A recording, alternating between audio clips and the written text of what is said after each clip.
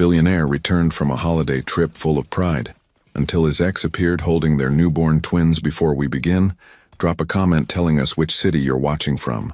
And once the story ends, don't forget to rate it from 0 to 10. Oh, and make sure to follow our channel for more stories like this. Now, sit back and enjoy every detail. The Monaco harbor glittered under the evening sun as Isla Bennett adjusted the silk strap of her emerald dress, watching her husband command the attention of Europe's elite from across the yacht's deck. Caleb Huxley moved through the crowd like he owned the world, and in many ways he did. At 36, Caleb possessed the kind of magnetic presence that made billionaires pause mid-conversation and supermodels glance twice. His dark hair was perfectly styled, his tailored navy suit hugging his athletic frame, and those piercing blue eyes held promises of adventures most people only dreamed about. When he laughed, deep and genuine, the sound carried across the Mediterranean breeze like music. Isla had fallen for that laugh 2.5 years ago at a journalism conference in New York. She'd been covering luxury travel trends. He'd been the keynote speaker discussing his aviation empire. One conversation about hidden gems in Patagonia had led to dinner, then to a whirlwind romance that swept her from her cramped Brooklyn apartment into a life of private jets and 5-star everything. Mrs. Huxley? A server appeared beside her with champagne. She declined with a gentle smile, her hand instinctively moving to her still flat stomach. 3 weeks. That's how long she'd been carrying this secret. This beautiful, terrifying secret that made her heart race every time she thought about it. Tonight felt perfect for telling him. Romantic Monaco, the success of his latest resort acquisition, the way he'd been looking at her with that familiar spark of desire. There's my gorgeous wife. Caleb's voice was warm honey as his arms encircled her from behind. She melted against his chest, breathing in his cologne mixed with sea salt. Missing New York yet? Isla turned in his arms, studying his face. Even after all this time, his beauty still caught her off guard. Sharp jawline, those impossibly long lashes, the small scar above his left eyebrow from a childhood sailing accident. How could I miss anything when I have all this? She gestured toward the sunset, painting the sky in shades of coral and gold. But as she said it, something flickered in her chest. Did she mean the view or did she mean him? Lately, the distinction had become blurrier. Good answer. He kissed her temple. Because Jakarta is next week, then Tokyo, then that new property in the Maldives needs my attention. His phone buzzed against her hip where it rested in his pocket. Even here, even now, the Empire called. Isla watched him check the screen over her shoulder, saw his expression shift into business mode. Caleb? His thumb was already moving, typing a response. Can we talk tonight after everyone leaves? Something in her tone made him look up. For a moment she saw the man who'd once driven 4 hours just to bring her soup when she had the flu, who'd learned to make her grandmother's biscuit recipe, who'd promised her that love didn't have to mean choosing between dreams. It could mean building bigger ones together. Of course, beautiful. Just need to handle this Singapore investor. Apparently there's an issue with the permits. He kissed her quickly, already stepping away. Give me 20 minutes. But she knew his 20 minutes. She'd learned to count time in Caleb minutes, where 20 became 40, where just one call became 3 hours of conference rooms and contracts. Isla remained by the railing as the party swirled around her, one hand unconsciously protective over her middle. Below deck, their stateroom held the pregnancy test she'd wrapped in tissue paper, waiting like a time bomb that could either make their dreams come true or shatter everything they'd built. The yacht rocked gently against its moorings, and she closed her eyes, whispering a prayer to the Mediterranean stars just beginning to appear. When she opened them, Caleb was deep in animated conversation with 2 Japanese investors, his phone pressed to his ear, his free hand gesturing expansively. The man who commanded boardrooms and conquered continents, the man whose child she carried, the man who'd once told her on their 3rd date that he never wanted to be tied down by anything he couldn't walk away from. Have you ever kept a secret that could change everything, knowing that once you speak it aloud, there's no taking it back? The Huxley penthouse in Manhattan's Upper East Side had floor-to-ceiling windows that offered a breathtaking view of Central Park. But Isla found herself staring at the pregnancy test on their marble bathroom counter instead. The pink plus sign seemed to glow under the vanity lights, as real and undeniable as her racing heartbeat. 2 months had passed since Monaco. 2 months of morning sickness disguised as food poisoning, of declining wine at dinner parties, of watching Caleb jet between continents while she stayed behind, claiming she needed rest. The lie was becoming harder to maintain.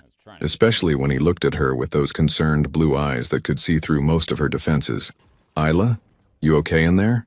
His voice carried through the door, tinged with the exhaustion that had become his constant companion since the Tokyo expansion hit complications.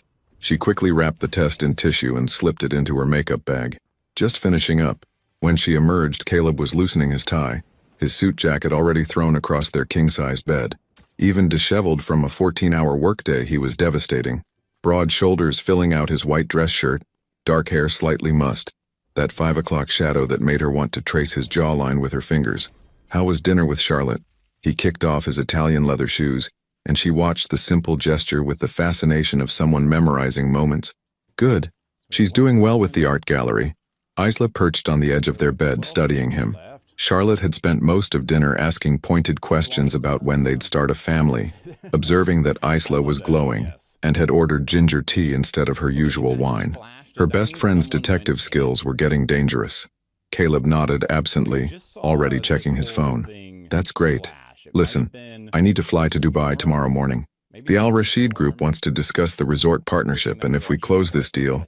Caleb, the word came out sharper than she intended. He looked up, finally giving her his full attention. "What's wrong?" This was it, the moment she'd been rehearsing for weeks. "We need to talk about something important." Something shifted in his expression, a barely perceptible tightening around his eyes. In their 2.5 years together, she'd learned to read his faces. The charming businessman, the passionate lover, the man who planned escapes the moment conversations became too heavy. "Can it wait until I get back from Dubai? This deal could set us up for the next 5 years, and I'm pregnant." The words hung in the air between them like a challenge. Caleb went completely still, his phone forgotten in his hand. For a moment, the only sound was the distant hum of New York traffic 30 floors below. "What did you say?" Isla's hands trembled as she retrieved the test from her makeup bag, holding it out like evidence. 2 months. I wanted to find the right time to tell you." Caleb stared at the pink lines as if they were written in a foreign language. His face cycled through expressions, surprise, confusion, something that might have been panic, before settling into a careful mask. 2 months? His voice was quiet, controlled. "You've known for 2 months and didn't tell me?" "I was scared," she admitted, hating how small her voice sounded. "I know this isn't something we planned, but Caleb, maybe this is..." "Jesus, Isla." He ran both hands through his hair, pacing to the window. "Do you understand what this means? What this changes?" She watched his reflection in the glass, the way his shoulders tensed, the rigid line of his spine. "It means we're going to be a family." "A family?" He turned to face her, and she saw something in his eyes that made her stomach drop. Not joy, not even acceptance, but something close to trapped. "Isla, look at our life. Look at what we do. I'm gone 3 weeks out of every month. We live out of suitcases. We attend events until midnight and fly to different continents on a whim. Where exactly does a baby fit into that picture? We can make adjustments." "Adjustments?" His laugh was bitter. "You want me to give up everything I've built? Everything we've built together? For what, dirty diapers and sleepless nights in some suburban house with a white picket fence?" Each word was a small blade, cutting deeper than the last. "That's not what I'm asking, isn't it?" Caleb's phone buzzed, and he glanced at it instinctively. The Al Rashid Group is expecting an answer by morning. There's a meeting with the Singapore investors next week that could make or break the Asian expansion. And now you want me to what? Become a family man who coaches Little League and drives a minivan? Isla stood, her legs unsteady. "I want you to want our child." The silence stretched between them like a chasm. Outside their window, the city sparkled with a million lights, a million possibilities, a million lives being lived by people who probably weren't having this conversation. "I can't," Caleb said finally, the words barely above a whisper. "I can't be what you need me to be. Not now. Maybe not ever."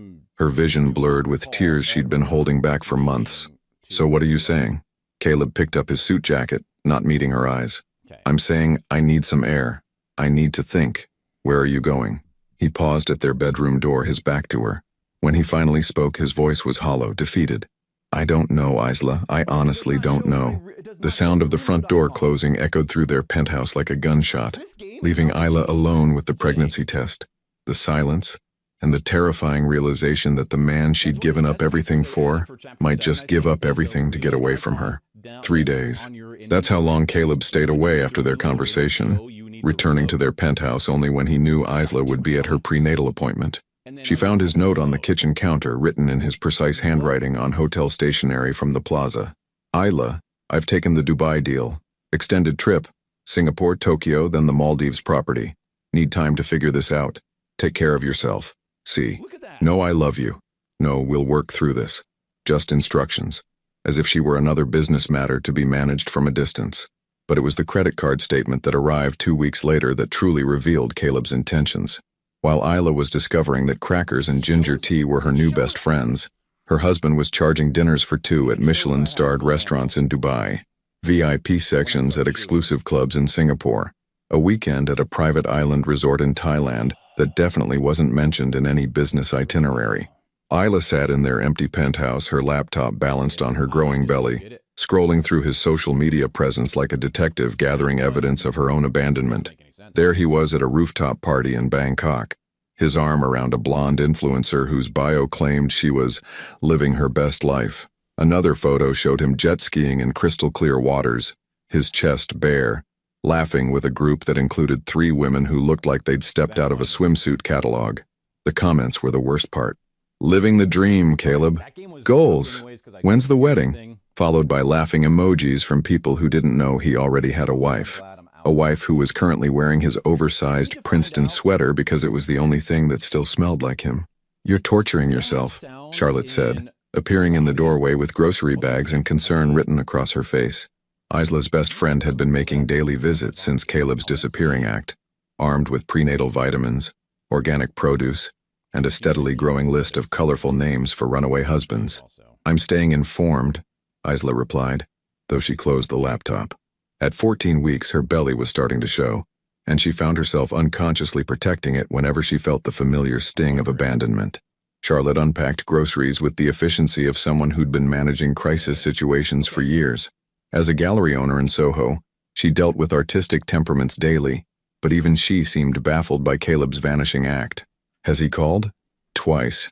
Both times about practical things, making sure I had access to the accounts, asking if I needed anything. Isla's voice cracked slightly. He talks to me like I'm his accountant, not his wife. And you told him about the ultrasound appointment next week? Isla shook her head.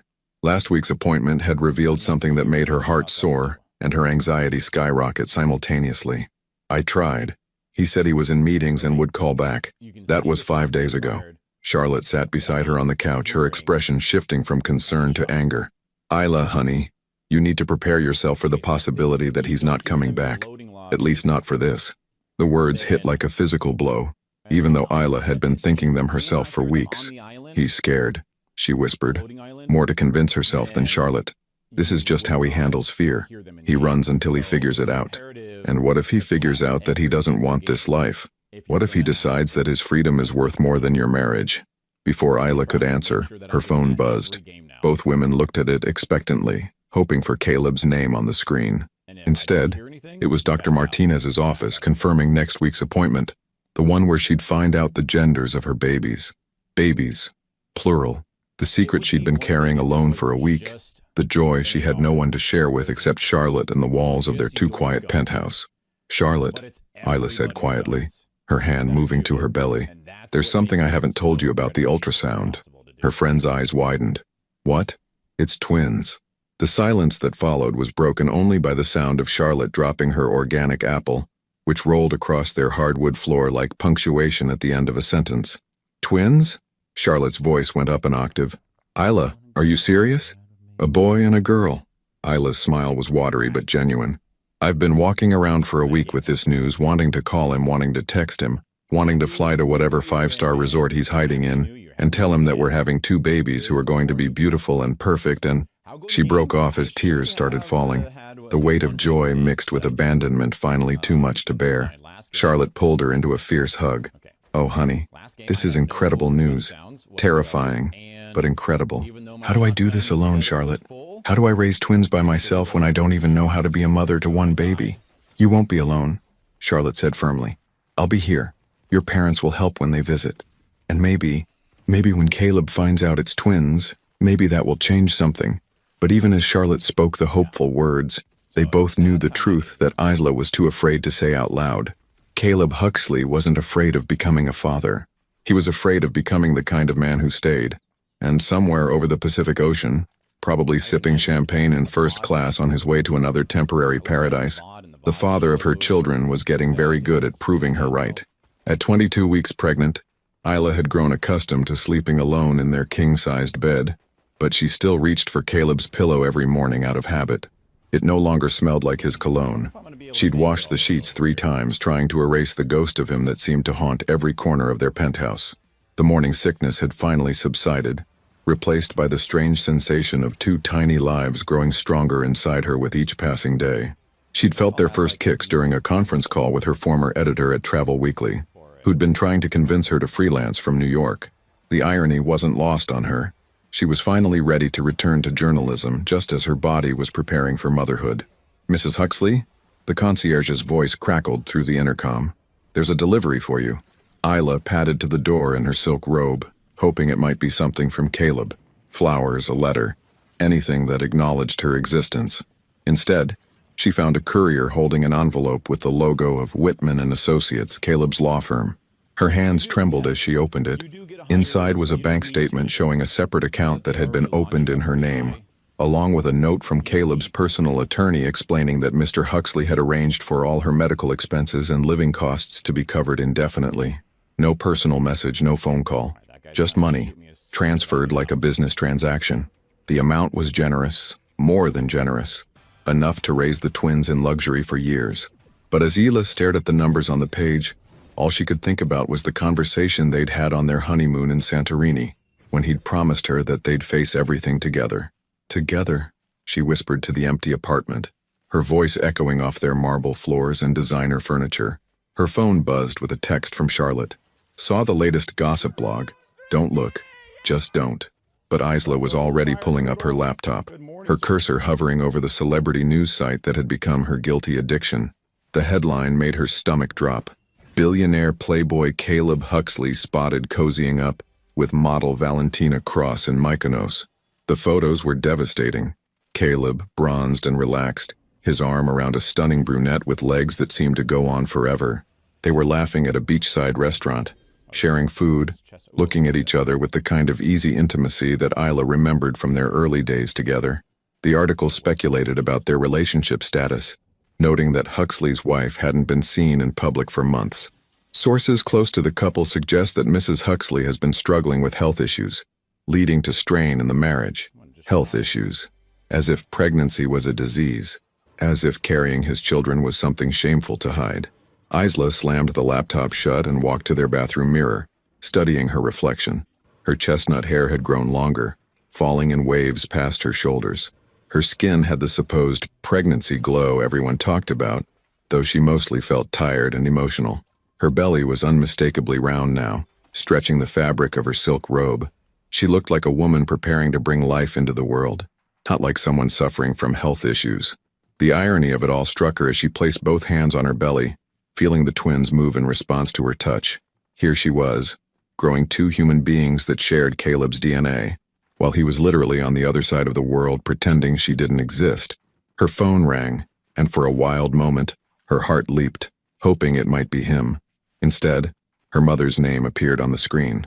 "Hi, Mom. Darling, I've been thinking about you constantly. How are you feeling? How are my grandbabies?" Her mother's warm voice brought tears to Isla's eyes. "They're good. Strong. The doctor says everything looks perfect. And Caleb? Is he taking good care of you?" The question hung in the air like a loaded gun. Isla's parents adored Caleb, charmed by his success and his attentive treatment of their daughter during their courtship. They had no idea that their son-in-law had vanished the moment things became complicated. "He's busy with work," Isla managed. "The business has been demanding." Well, he better not be too busy when those babies arrive. Men sometimes get overwhelmed by the idea of fatherhood, but once they hold their children, everything changes. Isla closed her eyes, imagining a world where her mother was right, where Caleb would rush home when she went into labor, where he'd cry when he first saw their son and daughter, where he'd transform into the family man she'd always hoped he could become. But that was the thing about fantasies. They were safe precisely because they weren't real. "Mom, can I ask you something?" "Of course, sweetheart. When you were pregnant with me, were you ever scared that Dad would leave?" Her mother's laugh was gentle but surprised. Leave? Honey, your father practically moved into the hospital parking lot for the last month of my pregnancy. He was terrified something would happen to us. Where is this coming from? Before Isla could answer, she felt a sharp kick, stronger than any before. She gasped, her free hand flying to her side. Isla, what's wrong? Nothing, Mom. The babies are just very active today. She forced a smile into her voice. I should probably rest. After hanging up, Isla sat in the silence of her empty home, feeling her children move inside her while their father posed for photos with another woman on a Greek island. The distance between her reality and her dreams had never felt wider. Outside her window, New York City buzzed with 8 million lives being lived. 8 million people who probably couldn't imagine how lonely it was possible to feel while carrying 2 babies and living in a multi-million-dollar penthouse. But as another kick pressed against her ribs, stronger, more insistent, Isla realized something had shifted inside her. The hurt was still there, the abandonment still stung, but underneath it all was something newer, something fiercer, maternal rage, the kind that made women lift cars off their children and fight wolves with their bare hands. Caleb Huxley might have walked away from his family, but his family was going to be just fine without him, even if she had to learn how to believe that one day at a time. At 31 weeks pregnant, Isla had transformed their penthouse into something resembling a fortress of independence. The nursery that she and Charlotte had designed was a masterpiece of soft grays and cream whites, with 2 cribs positioned so the twins could see each other from birth. She'd chosen every detail herself, from the hand-carved rocking chair to the mobile that played Debussy's Clair de Lune. What she hadn't chosen was to go into labor on a rainy Thursday evening in October, while completely alone. The first contraction hit her while she was folding tiny onesies, sharp and unmistakable. For a moment, she sat frozen on the nursery floor, one hand on her massive belly, the other gripping a yellow outfit that read, Mommy's Little Miracle. Not yet, she whispered to her babies. You're not supposed to come for 9 more weeks. But as another contraction seized her, stronger than the first, Isla realized that her children were as determined and unpredictable as their father. They were coming whether she was ready or not. Her phone was in the living room, and the journey from the nursery felt like crossing an ocean.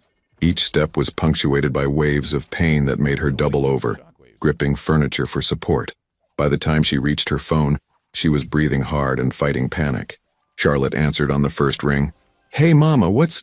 Charlotte. Isla's voice was strained. I think I'm in labor. What? But you're not due until... Oh my God, I'm coming. Have you called Dr. Martinez? Not yet. I wanted to call you first. Another contraction made her sink onto the couch, and she heard Charlotte's sharp intake of breath at her obvious pain. Isla, honey, hang up and call your doctor right now. I'm leaving the gallery. Have you tried calling Caleb? The question hung in the air like a judgment. In the 6 weeks since the Mykonos photos, there had been radio silence. No calls, no texts, no acknowledgement that his wife was about to give birth to his children. No, Isla managed through gritted teeth. I haven't. Maybe you should... Charlotte, please. I can't think about him right now. I just need to get to the hospital. 20 minutes later, Isla was in the back of an ambulance, Charlotte holding her hand while paramedics monitored the twins' heartbeats. The city lights blurred past the windows as another contraction gripped her, and she found herself thinking about all the birth classes she'd attended alone, practicing breathing techniques with no partner to coach her through them. Mount Sinai Hospital's maternity ward was a controlled chaos of beeping monitors and concerned faces. Dr. Martinez appeared at her bedside with the kind of calm efficiency that only came from delivering babies in crisis situations for 20 years. Isla, the twins are in distress, she said gently but firmly. We need to do an emergency C-section. The babies need to come out now. Terror shot through Isla like lightning. Are they okay? Are they going to be okay? They're fighters, just like their mama, but they're 9 weeks early, so they'll need some help. I need you to sign this consent form. As Isla scrawled her signature with a shaking hand, Charlotte squeezed her shoulder. Do you want me to try calling Caleb? He should know. No. The word came out harder than Isla intended. He made his choice. This is mine. But even as she said it, part of her heart was breaking. Not for herself, but for the 2 tiny lives about to enter a world where their father was somewhere in the Mediterranean, probably toasting another business deal or another beautiful woman, completely unaware that his children were fighting for their first breaths. The operating room was bright and cold, filled with a team of doctors and nurses who moved with practiced precision. As the anesthesia took effect, Isla stared at the ceiling and thought about the last time she'd felt truly safe, curled up against Caleb's chest in their hotel room in Paris, listening to him make plans for all the places they'd travel together. She'd been so naive then, believing that love was enough to make someone stay. "Okay, Isla, you're going to feel some pressure," Dr. Martinez said from behind the surgical drape, and then cutting through the sterile air of the operating room came the most beautiful sound Isla had ever heard. A tiny, indignant cry that meant life, that meant survival, that meant her daughter had arrived. "She's perfect," someone said, and Isla caught a glimpse of a small, red, wrinkled miracle before the baby was whisked away to the NICU team. Moments later, another cry joined the first, deeper, angrier, unmistakably male. "And there's your son," Dr. Martinez announced with a smile in her voice. "Both babies are breathing on their own. That's an excellent sign."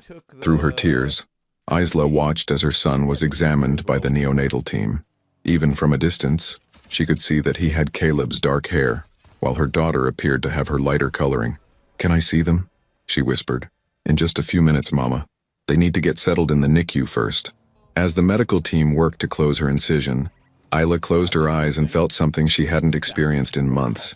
Pure, uncomplicated joy. Her children were here. They were alive. They were breathing. And for the first time since Caleb had walked out their door 7 months ago, she realized that she was complete without him. The love she felt for the two tiny lives in the next room was so fierce, so immediate, so consuming that it dwarfed everything else, including the pain of abandonment that had defined her pregnancy. Her children would never wonder if they were wanted. Her children would never feel like they were too much, too complicated, too inconvenient. Her children would know love that stayed, no matter how difficult things became. As they wheeled her to recovery, Isla made a silent promise to Mason and Leah, names she'd chosen weeks ago, names their father had never bothered to ask about. She would be enough, for all of them, even if she had to figure out how to believe it one day at a time. The NICU at Mount Sinai was a symphony of beeping monitors and whispered conversations, where hope and fear danced together under fluorescent lights that never dimmed. Isla sat between two isolettes, one hand gently stroking Mason's tiny fingers through the porthole, the other resting on Leah's chest, feeling the miracle of each breath. 3 days. That's how long her children had been in the world, and Isla had barely left their side except when the nurses physically escorted her back to her room for mandatory rest. The twins were small, Mason at 4 pounds 2 ounces, and Leah slightly smaller at 3 pounds 15 ounces. But they were fighters. Their lungs were developing well, and Dr. Martinez had been cautiously optimistic about their progress. "They have your determination," Charlotte observed, settling into the chair beside Isla, with 2 cups of coffee and dark circles under her eyes from 3 days of hospital vigils. Isla managed a tired smile, watching Mason's face scrunch in what looked like concentration, and their father's stubbornness, apparently. Dr. Martinez said Mason tried to pull out his feeding tube twice yesterday. Smart boy. Probably figured out hospital food isn't worth the trouble. It was the first time either of them had mentioned Caleb, even indirectly, since the night of the birth. The elephant in the room had grown so large that they'd both become experts at talking around it, focusing on feeding schedules and visiting hours and the twins' daily milestones, instead of addressing the obvious question, where was their father? Isla. Charlotte's voice was gentler now, more careful. "The nurses keep asking about emergency contacts, about who else should be called if something happens. You're on the list. My parents are flying in next week." Isla's tone was matter of fact, but Charlotte caught the slight tremor in her voice. "And Caleb?" The question hung in the air like smoke. Isla continued stroking Mason's hand, watching his impossibly small fingers curl around hers with a grip that seemed to anchor her to the earth. "What about him?" "Isla, honey, these are his children too. Whatever happened between you two, he has a right to know they're here. And they have a right to... To what?" Isla's voice was sharper now, months of accumulated hurt bleeding through her exhaustion. "To a father who runs away the moment things get complicated? To someone who'd rather party with models in Greece than deal with the consequences of his choices?" Charlotte winced, but pressed on. "Maybe becoming a father will change him. Maybe seeing them, maybe isn't good enough for my children." Isla turned to face her friend, and Charlotte was startled by the steel in her eyes. "I won't have them growing up wondering why they weren't enough to make their father stay. I won't have them making excuses for a man who chose everything else over them before they even took their first breath. Before Charlotte could respond, a soft knock interrupted them. A young nurse appeared in the doorway, looking slightly uncertain. Mrs. Huxley? There's a situation at the front desk. Someone's asking about you and the babies, but they're not on your approved visitor list. Isla's heart stopped. Who is it? A man claiming to be your husband. He seems very upset that he can't get information about your condition. Security is with him now. The world tilted sideways. After 7 months of silence, of course Caleb would show up now, when she was at her most vulnerable, when she was still wearing hospital gowns and hadn't washed her hair in days. What do you want me to tell them? The nurse asked gently. Isla looked at her sleeping children, these perfect little beings who had already shown more strength in 3 days than their father had shown in 7 months. Mason's dark hair was soft as silk under the warming lights, and Leah had the longest eyelashes she'd ever seen on a baby. Tell them, Isla said slowly, that visiting hours are over. Charlotte's eyes widened. Isla, are you sure? Maybe you should at least talk to him. Find out why he's here. I know why he's here. Isla's voice was steady, resolved. Someone posted something on social media. Some well-meaning friend or family member mentioned the twins, and now his conscience has finally kicked in. 7 months too late. But what if what, Charlotte? What if he's changed? What if he's ready to be a father now? Isla stood up, her movements careful but determined. I spent months waiting for what ifs. I spent months hoping he'd come to his senses. I went into labor alone because I was still protecting his right to choose whether or not he wanted to be part of this. She looked down at her children again, and when she spoke, her voice was filled with a fierce tenderness that Charlotte had never heard before. But they don't get to be his what if. They don't get to be his backup plan for when his real life gets boring. They deserve to be someone's first choice, someone's priority, someone's everything. The nurse shifted uncomfortably. So what should I tell security? Tell them that Mr. Huxley is not authorized to receive any information about me or my children. If he wants to contest that, he can speak to my attorney. After the nurse left, Charlotte stared at her friend in amazement. Isla, I've never seen you like this. Like what? Like a force of nature. Isla settled back into her chair, resuming her gentle stroking of Mason's tiny hand. Motherhood is a force of nature. I just never understood that until now. 20 minutes later, Charlotte's phone buzzed with a text message. She glanced at it, then at Isla, clearly debating whether to share. What is it? It's from my assistant at the gallery. Apparently there's a very angry, very handsome man in an expensive suit asking everyone in the building if they know how to find you. Isla closed her eyes, feeling a familiar mixture of pain and resolve. He'll give up eventually. He always does when things get too complicated. But even as she said the words, she could feel something shifting in the air around them. Caleb Huxley had returned to New York, and his presence seemed to fill the entire hospital with the weight of unfinished business. In their isolettes, Mason and Leah slept peacefully, unaware that their father was 3 floors below them, demanding answers to questions he'd never bothered to ask before it was almost too late. The storm that had been building for 7 months was finally about to break, and this time, Isla would be ready for it. Caleb Huxley had conquered boardrooms filled with hostile investors, negotiated deals worth hundreds of millions, and charmed his way through diplomatic dinners with world leaders. But standing outside the NICU at Mount Sinai Hospital at 2 in the morning, he felt like a man drowning in his own regrets. The Instagram post had been innocent enough. Charlotte's assistant at the gallery had shared a photo of flowers being delivered for the new mama and her beautiful twins. But when Caleb saw it during a sleepless night in his Maldives resort, the world had tilted off its axis. Twins, his children, born while he was 12,000 miles away, living a life that suddenly felt as hollow as an echo. The flight from Malay to New York had been the longest 14 hours of his life. No amount of first-class champagne could wash away the images playing in his head. Isla going into labor alone, giving birth without him, holding their children for the first time while he was probably ordering room service or lounging by an infinity pool. "Sir, you can't be here without authorization," the security guard said for the 3rd time, but his tone was gentler now. Even hospital security could recognize a man coming apart at the seams. "Those are my children in there," Caleb said, his voice hoarse from exhaustion and desperation. "My wife is in there. I just flew 18 hours to—" "Sir, I understand. But Mrs. Huxley has specifically requested that you not be given any information about her or the babies. You'll need to speak with her directly. Caleb ran both hands through his hair, a gesture that had become habitual over the past week, as the reality of his situation crashed over him in waves. She won't see me. She won't take my calls. I've been trying for days. The security guard studied him with the kind of measured compassion that came from years of watching families in crisis. Can I ask you something, Mr. Huxley? What? Where have you been for the past 7 months? The question hit like a physical blow. Where had he been? Running, hiding, convincing himself that freedom was worth more than responsibility, that his lifestyle was more important than his family. I made a mistake, Caleb whispered, the words barely audible in the sterile hospital corridor. A mistake? The voice came from behind him, sharp and familiar. That's what you're calling it? Caleb turned to find Isla standing 20 feet away in a hospital robe, her hair pulled back in a messy bun, dark circles under her eyes that made her look fragile and fierce at the same time. She was thinner than he remembered, except for the soft roundness that remained from pregnancy, and she was staring at him like he was a stranger. Isla. Her name came out like a prayer. God, I've been trying to reach you.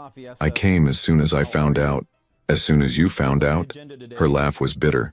You mean as soon as someone posted about it on Instagram? Because I've been trying to reach you for 7 months, Caleb.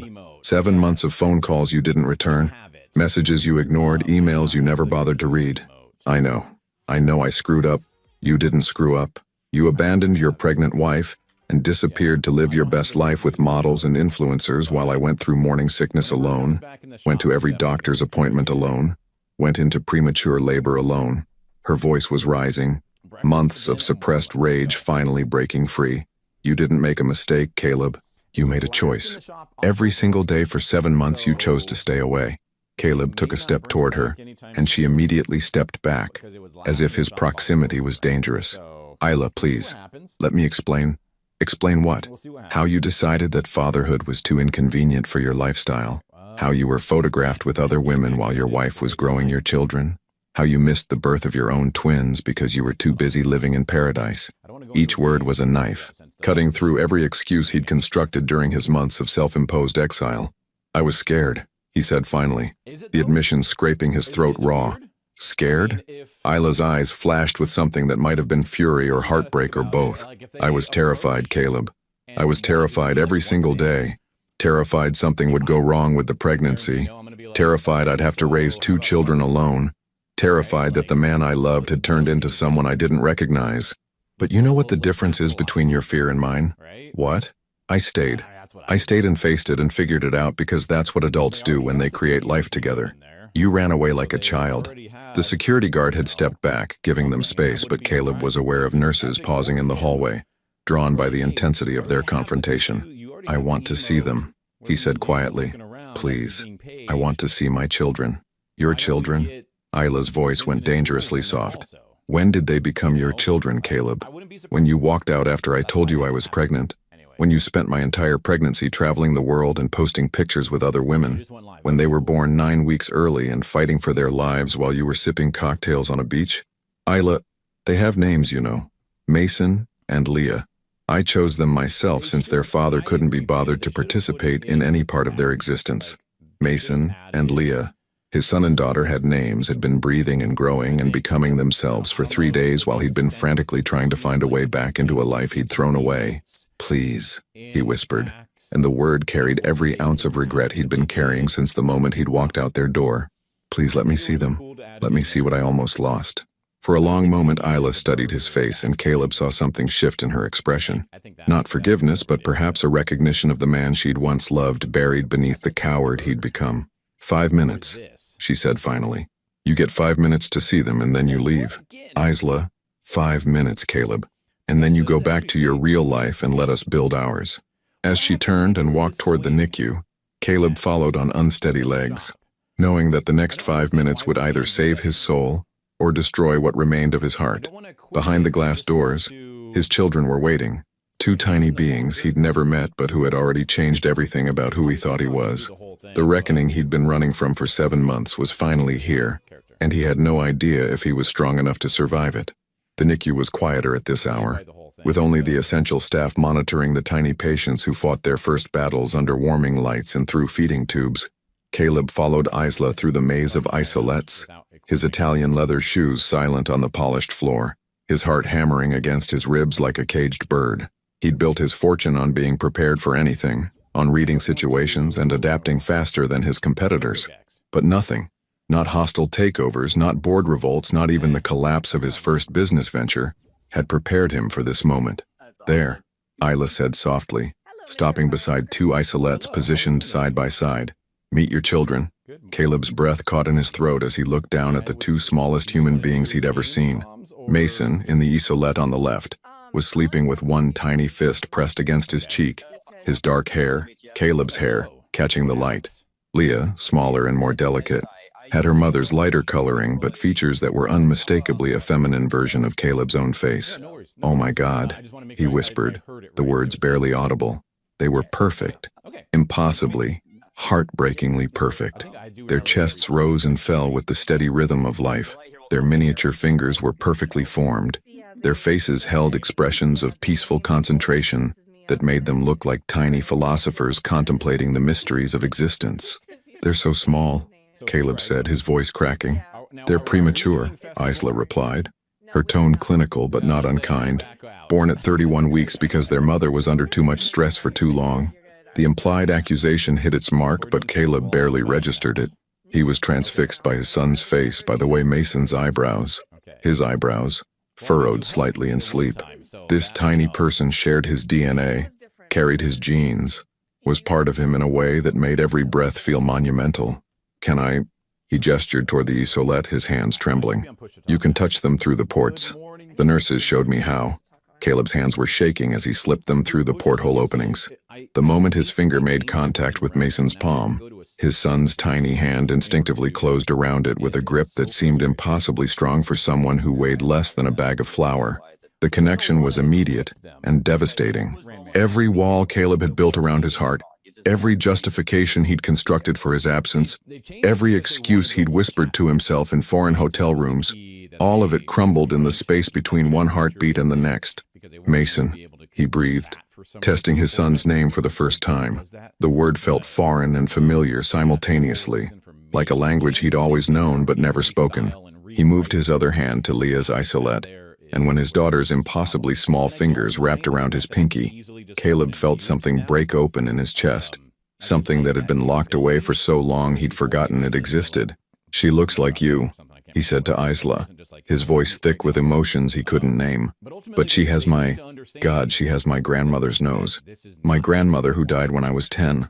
Isla watched him with guarded eyes, seeing something she'd never witnessed before. Caleb Huxley, master of the universe, completely undone by two beings who couldn't even open their eyes yet. "They've been here for 3 days, she said quietly. 3 days of fighting to breathe, fighting to grow, fighting to live, and they did it without you." Each word was meant to hurt, and it did. But the pain was nothing compared to the realization washing over him as he looked into his children's sleeping faces. "I almost missed this," he whispered, and the horror in his voice was genuine. "I almost missed them entirely." "You did miss them. You missed everything that mattered." Caleb turned to look at her, and Isla saw something in his eyes she'd never seen before. Not just regret, but a kind of desperate panic, as if he was finally understanding the magnitude of what he'd thrown away. "How big were they when they were born?" he asked, his attention returning to the twins. Mason was 4 pounds, 2 ounces. Leah was 315. Isla's voice softened slightly despite herself. "The doctor said they were small but strong. Fighters. Like their mother. Like both their parents, apparently. Though only one of us was here to see it." Caleb flinched, but didn't argue. He was too mesmerized by the sight of his children, too overwhelmed by the wave of protectiveness that was crashing over him with tsunami force. "What happens now?" he asked, still stroking Mason's tiny hand. "How long do they have to stay here? Until they can breathe on their own consistently? Until they can maintain their body temperature? Until they weigh enough to go home safely? Maybe 2 more weeks? Maybe longer. And then?" Isla's expression hardened again. "And then I take them home and raise them, like I've been planning to do for the past 7 months. Isla, please, I know I don't deserve it, but you're right. You don't deserve it." Her voice was steady, But Caleb could see the tears she was fighting. You don't deserve to walk back into our lives just because you finally saw their faces and realized what you gave up. You don't deserve to hold them or feed them or watch them sleep or hear their first words. I know, but they deserve to have a father. They deserve to have someone who chooses them every single day, not just when it's convenient or when his conscience finally catches up with him. Caleb looked down at his children, and felt his entire world realign around their sleeping forms. The man who had spent 7 months running from responsibility was suddenly desperate to shoulder it, to earn it, to prove he was worthy of the trust these tiny beings might someday place in him. Tell me what I have to do, he said, his voice raw with desperation. Tell me how to fix this. Tell me how to be the father they deserve. Isla studied his face for a long moment, searching for the man she'd fallen in love with beneath the wreckage of the man who'd abandoned her. I don't know if you can, she said finally. I don't know if I can ever trust you with their hearts the way I trusted you with mine. As if responding to the tension in the room, both babies stirred slightly in their isolettes. Leah made a small sound, not quite a cry, but a soft protest that made both parents lean closer instinctively. Shh, sweetheart, Isla murmured, placing her hand on Leah's chest. Mommy's here. And in that moment, watching his wife comfort their daughter while his son's hand still gripped his finger, Caleb understood with crystal clarity what he'd been running from all these months. It wasn't fatherhood he'd feared. It was the possibility of loving something so much that losing it would destroy him. But looking at Mason and Laya, feeling the weight of their tiny hands in his, Caleb realized that destruction might be a small price to pay for the privilege of loving them. The question was whether Isla would ever give him the chance to find out. For the first time in his adult life, Caleb Huxley had nowhere to go. The penthouse that had once been his sanctuary now felt like a museum of his failures, filled with evidence of the life he'd shared with Isla and then abandoned. Her coffee mug still sat in the sink. Her prenatal vitamins lined the bathroom counter. The nursery door remained closed, but he could see the soft glow of the nightlight underneath. He'd been staying at the plaza for 2 weeks, ever since that first devastating encounter in the NICU. 2 weeks of daily visits to the hospital, where he'd learned the rhythm of Mason and Leah's care. Feeding times, weight checks, the subtle signs that indicated whether they were having good days or difficult ones. Isla allowed his presence but maintained careful distance, speaking to him only when necessary, never leaving him alone with the babies. She was cordial, professional even, but her eyes held the kind of wariness usually reserved for strangers, which Caleb supposed was what he'd become. Their weight is up again, Dr. Martinez announced during the morning rounds, checking the twins' charts with satisfaction. Mason's at 4 pounds, 12 ounces, and Leah's caught up to 4 pounds, 6 ounces. At this rate, we might be looking at discharge within the week.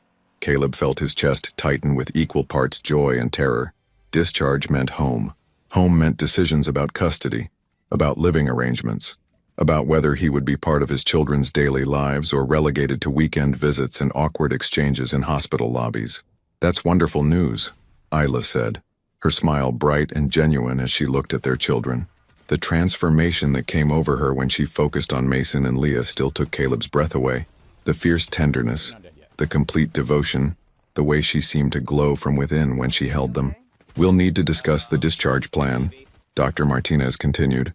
Home care instructions, feeding schedules, follow-up appointments. Will both parents be involved in the care at home? The question hung in the air like a sword. Isla's smile faltered slightly and she glanced at Caleb with an expression he couldn't read. We're still working out the details, she said carefully. After Dr. Martinez left, they fell into the routine that had developed over the past 2 weeks. Isla fed Leah while Caleb held Mason. The three of them arranged around the rocking chair in the corner of the NICU like a family portrait painted in shades of uncertainty. I've been thinking, Caleb said softly, adjusting Mason's position against his chest. His son had grown stronger each day, and the feeding tube had been removed 3 days ago. Now Mason could drink from a bottle, his tiny mouth working with determined concentration that reminded Caleb of Ela when she was focused on a difficult article. About what? About what you said. About earning this. He looked down at Mason's sleeping face, at the impossibly long eyelashes that were purely Isla's genetic contribution. I want to be their father, Isla. Not just biologically. I want to be present, reliable, the kind of man they can count on. Wanting something and being capable of it are different things. Her voice wasn't unkind, but it wasn't encouraging either. It was the voice of someone who'd learned not to trust pretty words from the man who'd promised her forever, and then disappeared, when forever became complicated. I know. That's why I've been making some changes. Isla looked up from Leah's bottle, curiosity flickering in her tired eyes. What kind of changes? I sold the company. The words came out quietly, but their impact was seismic. Isla's eyes widened, and she nearly dropped the bottle. You what? I sold Huxley Enterprises. To the Al Rashid Group, actually. The deal I was so desperate to close when you told me you were pregnant. Caleb's laugh was bitter. Ironic, isn't it? I walked away from my family to chase a deal, and then I signed that same deal to try to get my family back. Caleb, that company was your life. Your father built it, you expanded it. My father built it because he thought success meant never having to depend on anyone, because he believed that money was the only security that mattered. Caleb shifted Mason to his shoulder, rubbing gentle circles on his son's back. But you know what I learned these past 2 weeks, watching you with them? What? Security isn't about having enough money to run away from your problems. Security is about having people who matter more to you than your own comfort. It's about being someone others can depend on, even when, especially when, things get difficult. Isla was quiet for a long moment, processing this revelation. What will you do? If you're not running the company? I'm starting something new, smaller. A sustainable tourism venture focused on family-friendly destinations. Something I can build from New York. Something that doesn't require me to live on airplanes and in hotel rooms. He looked at her directly. Something that lets me be home for bedtime stories and soccer games and first days of school. You're assuming you'll be invited to those things. I'm hoping. And I'm willing to do whatever it takes to earn that invitation. Leah had finished her bottle, and Isla lifted her to her shoulder, patting her back with practiced efficiency. Even after just 2 weeks, she'd become an expert at reading their children's needs, anticipating their rhythms, soothing their distress with instincts that seemed to come from somewhere deeper than experience. It's not just about career changes, Caleb. It's about trust. It's about knowing that when things get hard, and they will get hard, you won't disappear again. I won't. You can't know that. I can't know that. 7 months ago, you promised me forever, and when forever got complicated, you chose to leave. Her voice broke slightly. How do I believe that this time is different? How do I risk their hearts on someone who's already proven he can walk away? The question gutted him because it was fair, more than fair. She had every right to doubt him, every reason to protect their children from the possibility of abandonment. You don't have to believe me, he said quietly. You just have to let me prove it, day by day, choice by choice, for however long it takes. And if I can't get past what happened, if every time you're late coming home or every time you have to travel for work, I panic that you're not coming back. Caleb looked at his sleeping son, then at Isla holding their daughter, and felt the weight of his choices settle around him like chains. Then I'll live with that. Because whatever chance you're willing to give me, whatever relationship you're comfortable with, it's more than I deserve, and more than I gave up the right to expect. They'll be discharged soon, Isla said, changing the subject with the skill of someone who'd learned to protect herself from hope. I've been getting the penthouse ready. The nursery is finished, and I've hired a night nurse for the first few weeks. Where? Caleb swallowed hard. Where will I fit into that? If I fit into it at all. Isla was quiet for so long that he wondered if she'd heard him. When she finally spoke, her voice was carefully neutral. There's a guest room next to the nursery. If you want it, if you can prove you're serious about this, you can stay there. Not as my husband, I'm not ready for that. But as their father, as someone who's earning the right to be part of their daily lives. It wasn't forgiveness. It wasn't reconciliation. It was barely even an olive branch. But it was a chance. And for a man who'd thrown away everything that mattered, a chance felt like a miracle. 6 weeks after their birth, Mason and Leah Huxley came home to a penthouse that had been transformed by love and loss in equal measure. The nursery that Isla had designed alone now held 2 cribs, a changing station equipped with military precision, and a rocking chair that had become the site of countless midnight feedings and whispered lullabies.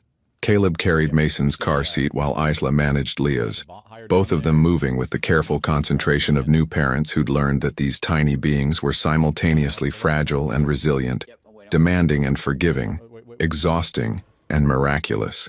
They're so quiet, Caleb observed as they settled the twins in their cribs. After weeks of NICU monitors and constant medical supervision, the silence of home felt almost unnatural.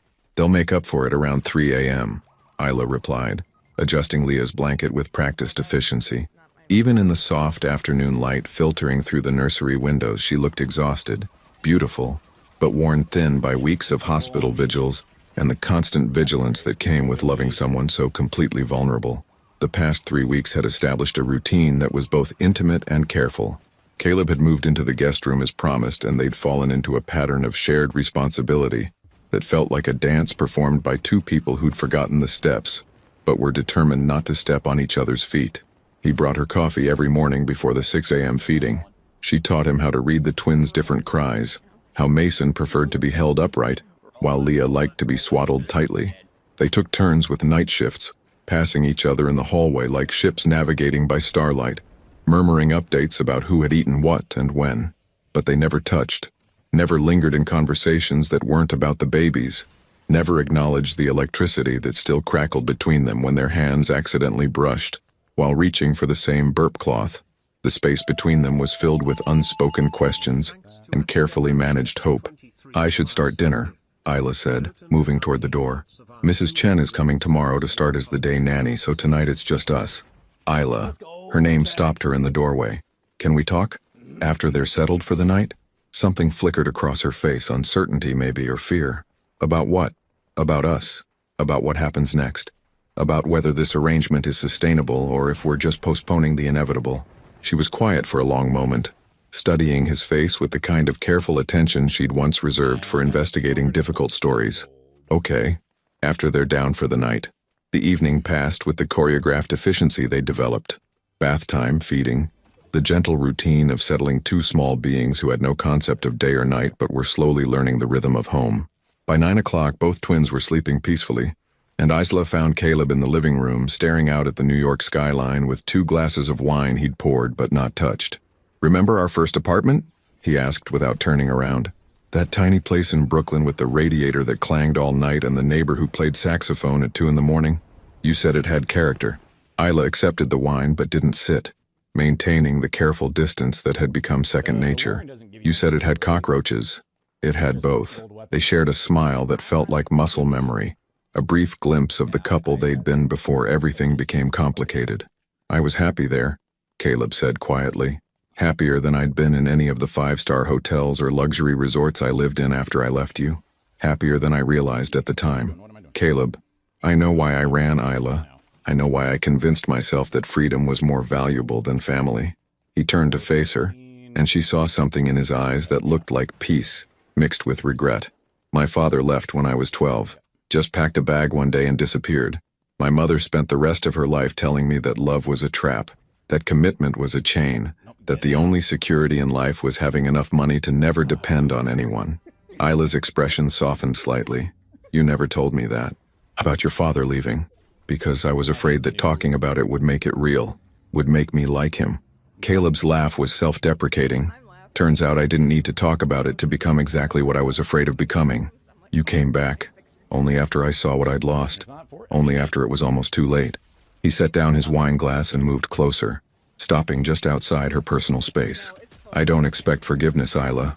I don't expect you to forget what I did or pretend it doesn't matter. But I need you to know that seeing Mason and Leah, holding them, being here these past few weeks, it's shown me what love actually looks like." "What does it look like?" "It looks like you, getting up every 3 hours for 6 weeks even when you're exhausted because they need you. It looks like you learning their different cries and remembering which formula they prefer, and somehow always knowing exactly what they need." His voice grew thick with emotion. "It looks like staying, Isla. Even when staying is hard, even when it would be easier to walk away." Tears gathered in her eyes, but she blinked them back. "It's not about staying, Caleb. It's about choosing to stay. Every day. When they're sick, when they're difficult, when they're teenagers who hate you for setting boundaries. It's about choosing them even when they're not perfect, even when they're not convenient. I choose them. I choose you. I choose this life, this chaos, this beautiful mess we've created together." He reached for her hands, and for the first time in weeks, she didn't pull away. "I know I have to earn back your trust. I know I have to prove that I'm not going anywhere. But Isla, I need you to know that you and Mason and Leah, you're not my backup plan or my consolation prize. You're my everything. You're the life I want to build, the future I want to fight for. I want to believe you, she whispered. God, Caleb, I want to believe you so badly it scares me. Then believe me, not because I'm asking you to, but because I'm going to show you. Every day, for as long as it takes. From down the hall came the soft sound of one of the twins stirring. Mason, Isla thought, recognizing the particular cadence of his restlessness. She started to move toward the nursery, but Caleb's hand on her arm stopped her. I'll go. You rest. We could both go, she said softly. Together. It was the first time since his return that she'd suggested they do anything together that wasn't strictly necessary for the twins' care. The first crack in the wall she'd built around her heart. They walked to the nursery together, and Caleb lifted Mason from his crib while Isla checked on Leah, who was still sleeping peacefully. In the soft glow of the nightlight, they looked like what they were, a family. Fractured, maybe, healing definitely, but a family nonetheless. I love you, Caleb said quietly, the words spoken to the room as much as to her. I love our children. I love this life we're building, day by day, choice by choice. Isla looked at him holding their son, at the tenderness in his face as he rocked Mason back to sleep, at the way he'd transformed from the man who'd run away into someone she was slowly learning to trust again. I love you too, she whispered, the admission feeling like both a surrender and a victory. I never stopped loving you even when I hated what you'd done, even when I was afraid to hope. So what happens now? Isla considered the question as she watched their children sleep, these two perfect beings who'd brought them back together in ways neither of them had expected. Now we take it one day at a time, one feeding, one diaper change, one sleepless night at a time. We build something new from what we almost lost. Can you forgive me? Eventually? I think so. I want to. She turned to face him, and in her eyes he saw not the unconditional forgiveness he'd hoped for, but something perhaps more valuable, the willingness to try. But forgiveness isn't a destination, Caleb. It's a choice I have to make over and over again, and you have to earn it over and over again. I will, he promised. And this time, looking at his family in the soft light of their children's nursery, he knew he meant it in a way he'd never meant anything before. Outside their windows, New York City hummed with 8 million lives being lived, 8 million dreams being chased, 8 million hearts learning what it meant to love and lose and find their way back to hope. But inside their penthouse, in a nursery filled with soft breathing and careful promises, 4 hearts were learning something even more precious, that sometimes the greatest adventures weren't about discovering new places, but about discovering new ways to love the people who made any place feel like home. 2 years later, the sound of toddler laughter echoed through Central Park as Mason chased a butterfly with the determined concentration of someone who believed anything was possible if you ran fast enough. At 2 years old, he had his father's dark hair and his mother's stubborn streak, a combination that kept both parents on constant alert during their Saturday morning adventures. "Mama, up!" Leah demanded from her position on the picnic blanket, arms stretched toward Isla with the imperious confidence of someone who knew she was adored. Unlike her brother's boundless energy, Leah preferred to observe the world from the safety of familiar arms before deciding whether it was worthy of her attention. "You're getting heavy, little love," Isla laughed, lifting her daughter onto her hip. Leah had inherited Caleb's striking blue eyes and long eyelashes, but her cautious nature was purely her own, a personality trait that had emerged early and consistently.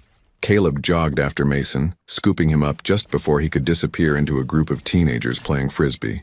"Where do you think you're going, adventure boy?" "Butterfly." Mason pointed excitedly at the orange monarch that had led him astray. "Catch it, Daddy." "Butterflies don't like to be caught, buddy. They like to fly free." Caleb settled Mason on his shoulders, where he had a better view of the world and less opportunity to escape. Just like little boys who don't listen to their parents.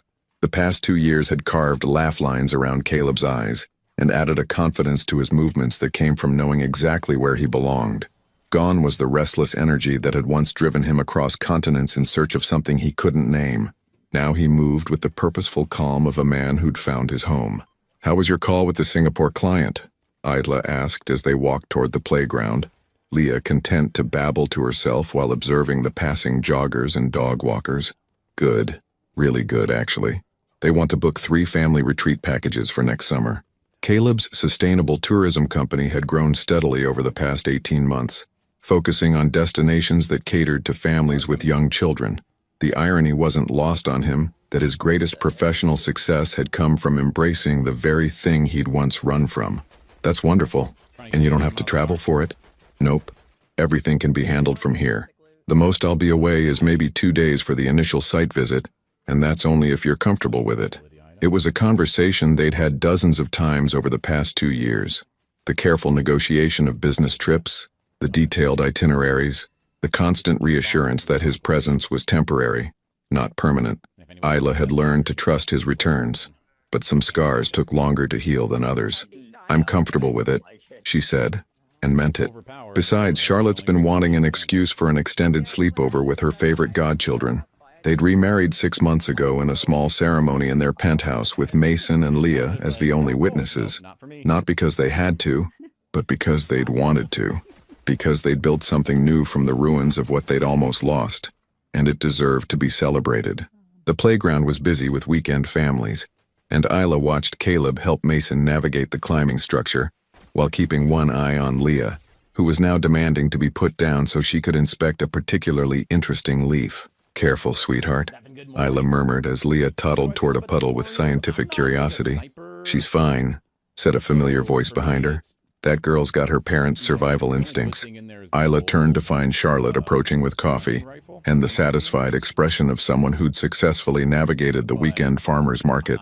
You're late. I got distracted by the most amazing honey vendor. Also, I may have bought enough organic baby food to feed a small army.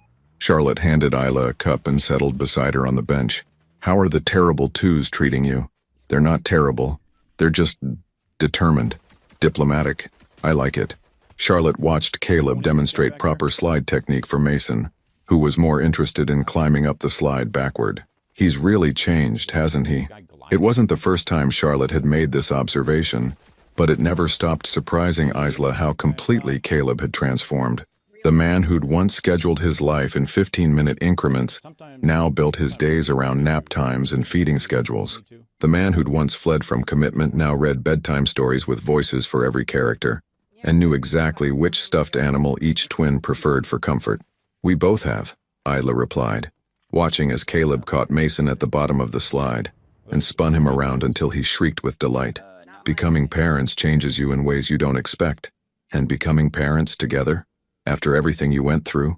Isla considered the question as she watched her family. The road back hadn't been easy. There had been arguments, moments of doubt, nights when old fears crept in and made her question whether leopards really could change their spots.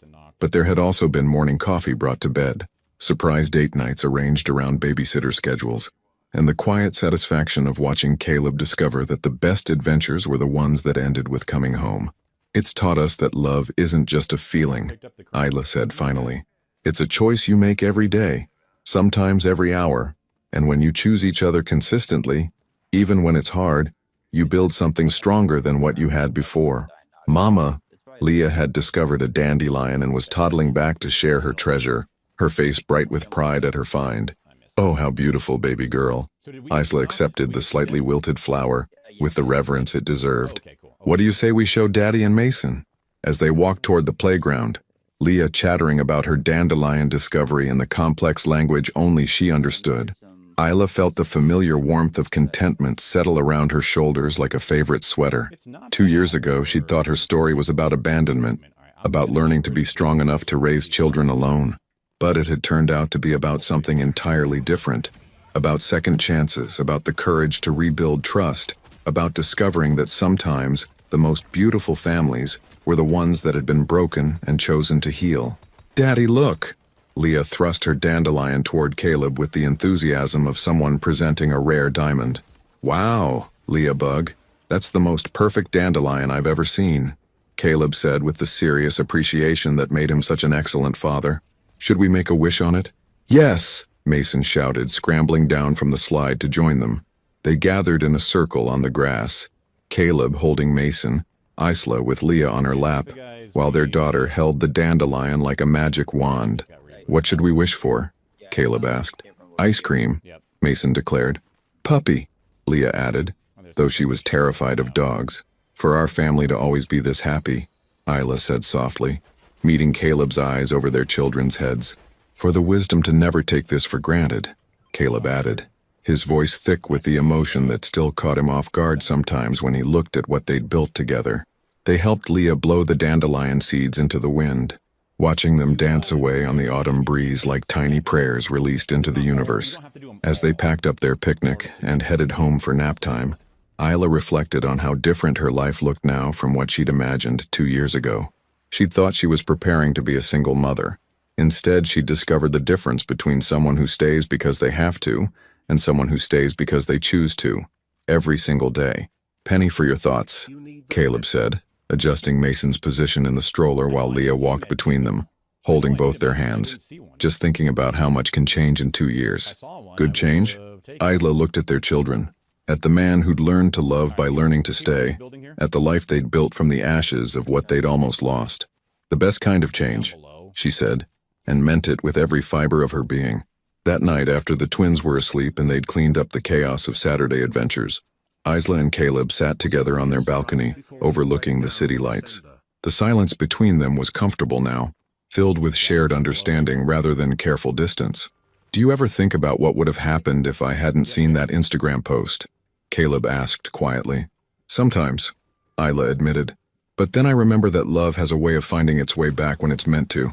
Maybe not immediately, maybe not easily, but eventually." "You really believe that?" "I have to. Because the alternative is believing that Mason and Leah came into this world just to teach us how to be strong enough to live without each other. And that doesn't feel like the kind of story they deserve." Caleb pulled her closer, and she settled against his chest with the ease of someone who'd learned to trust in the safety of his arms again. "What kind of story do they deserve? The kind where love wins," she said simply.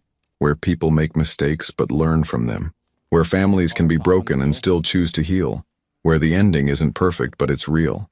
As the city settled into sleep around them, Isla closed her eyes and listened to the sound of Caleb's heartbeat, steady and sure beneath her cheek. Tomorrow would bring new challenges, toddler tantrums and business meetings and the 1,000 small decisions that made up a shared life. But tonight, she was exactly where she belonged, in the arms of a man who'd learned the difference between running toward something and running away from it, in a home filled with the soft breathing of children who would never doubt that they were wanted, in a love story that had been broken and remade into something stronger, something deeper, something worth fighting for. Have you ever wondered if the people who hurt us the most are sometimes the ones capable of loving us the deepest, if we're brave enough to let them try? Share your thoughts about second chances and the courage it takes to rebuild trust after it's been shattered. Your participation means a lot to the channel. Please share your thoughts in the comments. Thank you for watching. If you enjoyed the story, please subscribe to our channel and leave a comment below letting us know what you thought. Your feedback and support mean a lot to us. Stay tuned for more exciting stories.